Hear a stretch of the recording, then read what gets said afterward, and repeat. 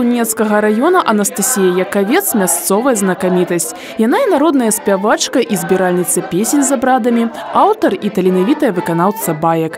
У калекцыі жанчыны мноства фальклорна-этнаграфічнага матэрыялу, які яна сістэматызуе і творча абагульняе ў інсцэніроўках святаў і абрадаў. У мене ж батько, він такий, вже він покойний, но він такий був розказчик, і він на ті місцеві теми, різні такі от билічки мені розказував. І я його як послухаю, і тільки от подрифмую, і вже байка готова. Пісаць прасцей пра тое, што ведаеш, пра тых, побач з кім жывеш. Мясцова-бытавыя тэмы лаканічнымі радкамі выкладаюцца ў байках Анастасіі Іванаўны. Я главна сова, Настя.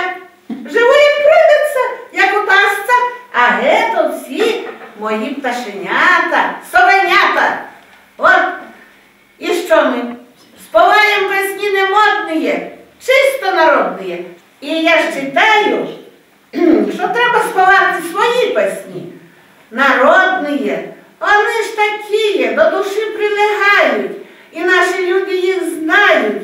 Я чула, што лапчан называюць совамі. А вось вы так ласкава называеце удзельніц калектыву лапчанкі сваімі птушчанятамі, сваімі совенятамі. А раскажыце, чаму лапчан так называюць совы? Ой, это тоже в мене байка такая є, що, значить, ішли хлопці болотом.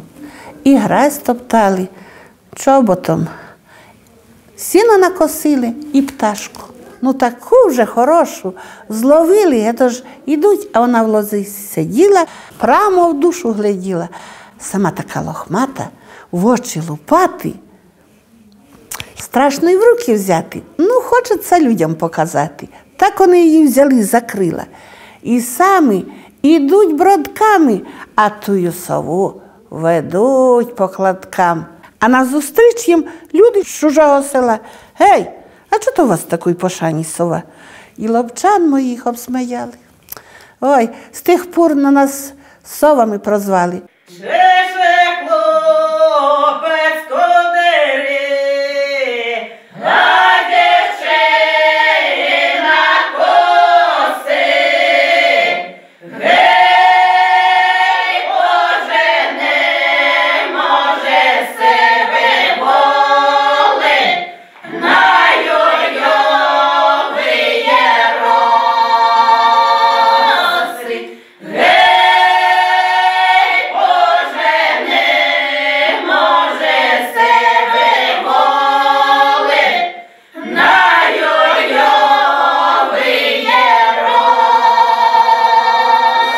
А вось адкуль пайшла назва лопча?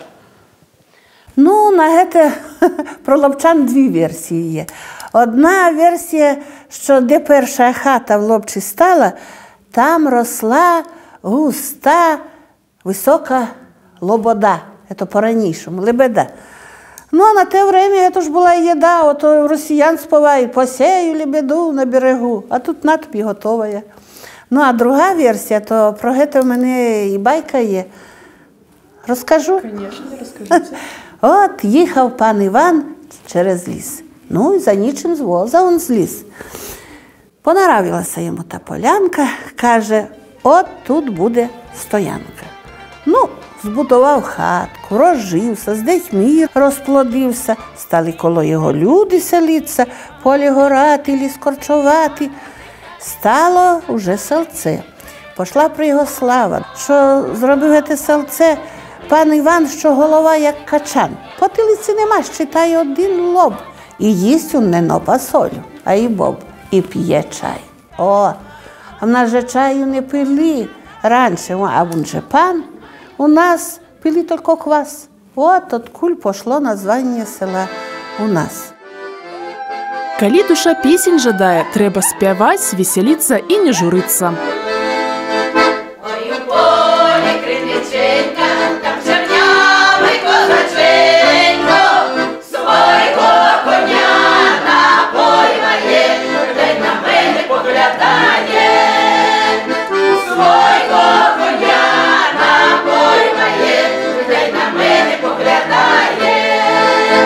А чому вось так атрымалася, што раней песні былі такія ўжо душэўныя, такія шчырыя, а зараз слупок, другі і ўсё, і канец песні. Вот чаму? Раніше люди один з одним якби більш общалися. Одне одному розказували і хороше, і погане, поговорять, і дома обдумають, а потім на полі кожен собі, як ти каже, паше не трактором же, а з копаницею, з тим коником, тишина, що може і набігає. Це кажуть, що пісня народна, правильно, народна, але ніхто ж її віддільно сочинив. От і получалися такі пісні, а тепер що? Мало зустрічаються, я ж більше з комп'ютером в інтернеті общаються. Не хочуть і до сусіда сходити, лучше по телефону поговорити.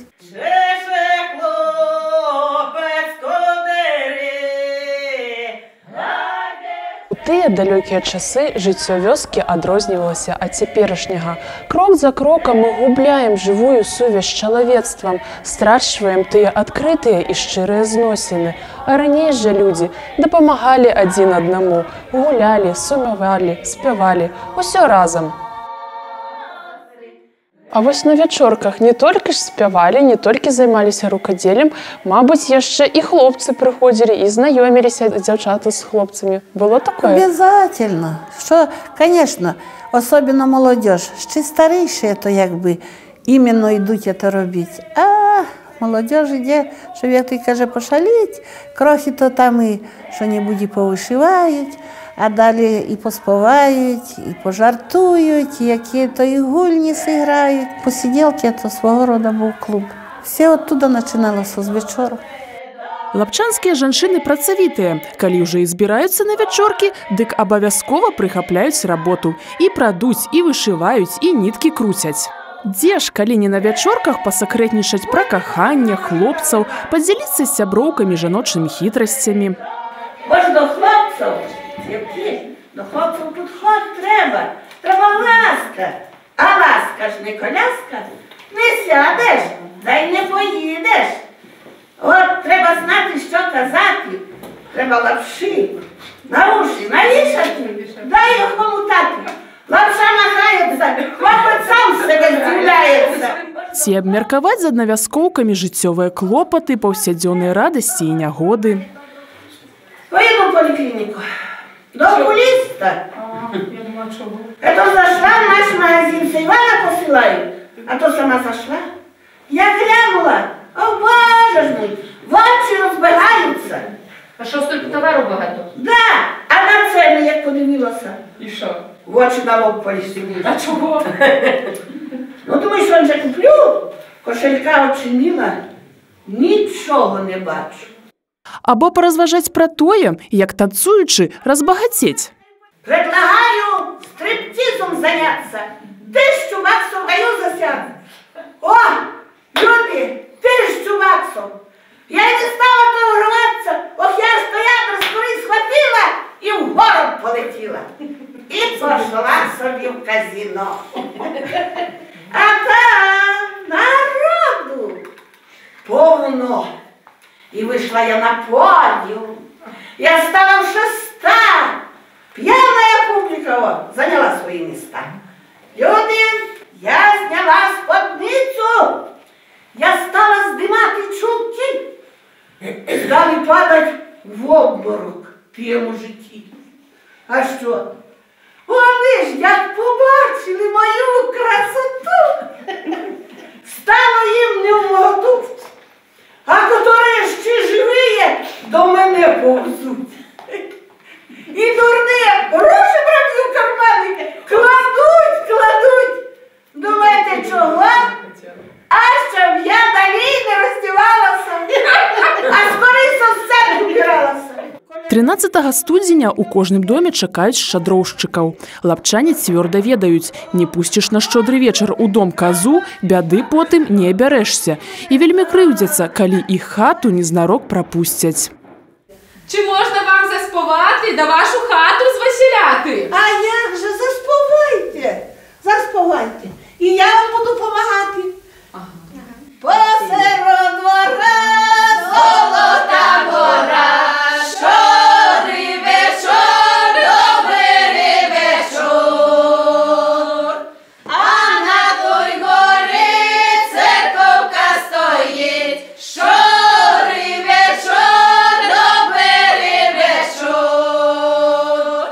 гэта наше мінулае, нашых дзядоў і прадзедаў. І нам вельмі хочацца захаваць гэтыя традыцыі і перадаваць з пакалення ў пакаленне.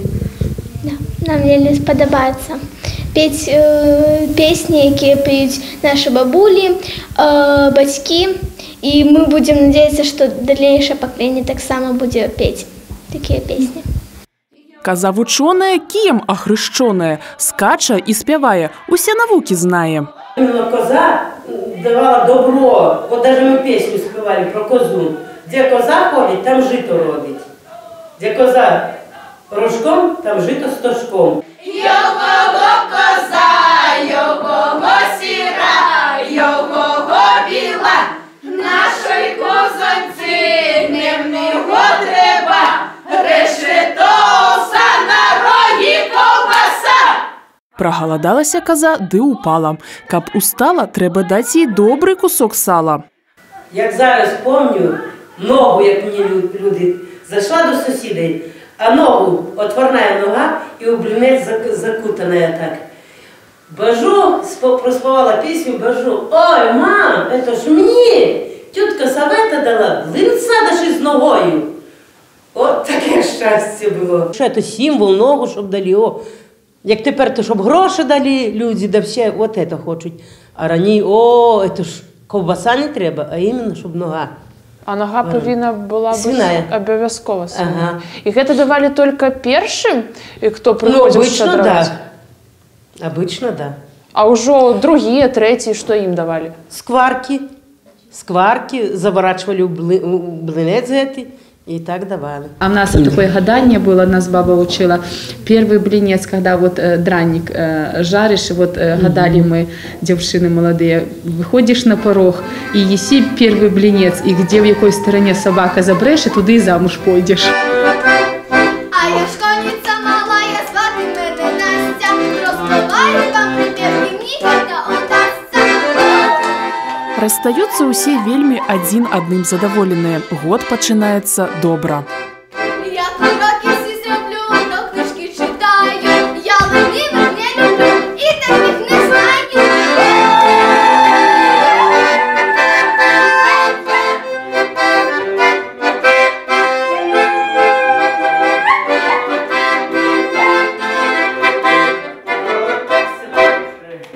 Вот хороше. От що значить коляда.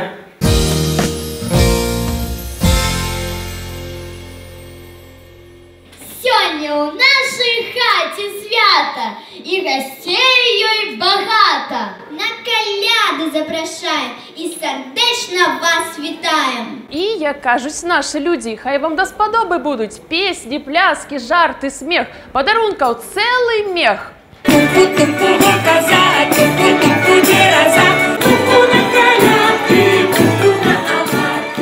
Мяркуюць, што слова «каляды» утварылася ад слова «кола». Год сапраўды падобны на дзівоснае кола. На змену зіме прыходзіць вясна, лета, потым наступае восень, а за ёю зноў зіма. Разам з тым ёсць меркаванне, што слова «каляды» запазычанае, бо нагадвае лацінскае «календы». Так старажытныя рымляне называлі першы дзень кожнага месяца. Усе календы святкаваліся, але ж навагоднія асабліва ўрачыста. Вось і дружная музычная сям'я Астрамечаўскай школы мастацтваў запрасіла адсвяткаваць коляды. Учебный план подразумевает немножечко другое музицирование. А вот этот пласт фольклора, он в программу у нас не входит. А он интересный, он замечательный. Есть отклики у наших детей и в нашей публике. И мы решили к этому обратиться как внеклассное мероприятие. Да? Это такое наши нетрадиционные уроки, нетрадиционные экзамены, нетрадиционные академические концерты и конкурсы. Это мы делаем просто для себя. Ой, колядочки, колядки, мы от хатки и до хатки с песней по селу идем, зорку Сонику несем. А зорочка искристая, нажитая колосистая, на зернейка золотое, на добро молодое. Першым у хату ўваходзіць павадыр, які вядзе за сабой казу. За імі ідуць музыка, механошы і ўся світа. Святкуем колядки, ловите зернятки. Ловите рукой, как добрый был настрой. Как мост нагрело сонце, кину я у оконца. Майте усього доволі, а бяды ніколі. Каза – центральная особа абыходнай групы, бо яна ўвасабленне дабрабыту, урадлівасці, багацця, сімвал адраджэння прыроды, новага году і новага сонца.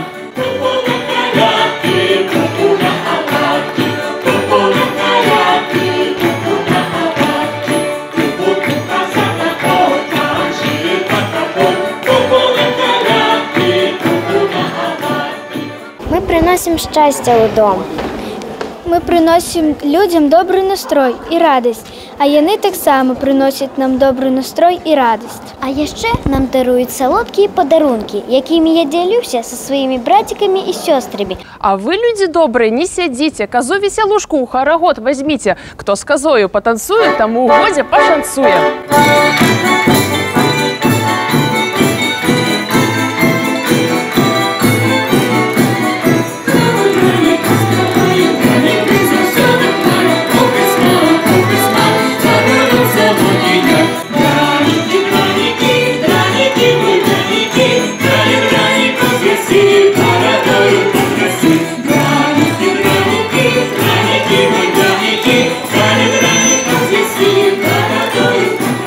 Нравится коледовать, потому что мне нравится поздравлять людей, когда они дают мне конфеты, ходить просто так с друзьями, коледовать, новые песни учить. Ты получаешь какие-то новые эмоции, когда поздравляешь людей, когда они говорят тебе спасибо, тоже тебя поздравляют. Гаспадары сустракаюць калядоўшчыкаў па-рознаму. У адных нібыта грошыкаў няма і ў скрынях пуста. Знясіленая козачка ажно падае ад такога нядбайнага прыёму. Уставай, козочка, уставай! На тебе колбасу, выбирай! Шумною і вясёлую гурбою ідуць калядоўшчыкі ў другую хатку. Небагатая яна, але што-і-сёе ёсць. Знайшліся і сырок, мядок, і каўбаска, піражок. Ой, догодила хозяйка, напоила, накормила. Через такие праздники они понимают, какие были раньше традиции, вот праздники, вот это подавание еды, хождение коляды и тому подобное. Еще это актерская игра. Вот то, что вот важно, мне кажется, это то, что они учатся играть, чувствовать себя на сцене, так как они будут будущие танцоры, им важно чувствовать себя на сцене правильно. Они учат всю традицию, они учат то же самое, как русский язык. Мы учим правила, учим, только там в русском языке свои правила, а у нас правила искусства, искусство традиции 20-го, 19-го, 18-го, любую эпоху мы берем, век, и все к этому ведем. Настаўнікі ўпэўнены, кожнае дзіця надзелена талентам. Розніца толькі ў тым, што адныя з ім нараджаюцца, у другіх ён абуджаецца падчас заняткаў у школе мастацтваў. Можна будзе даць мастер-клас сваім сынам, дачкам, каб яны вучыліся. Я люблю петь, выступать, а тут меня научили не бояться сцены.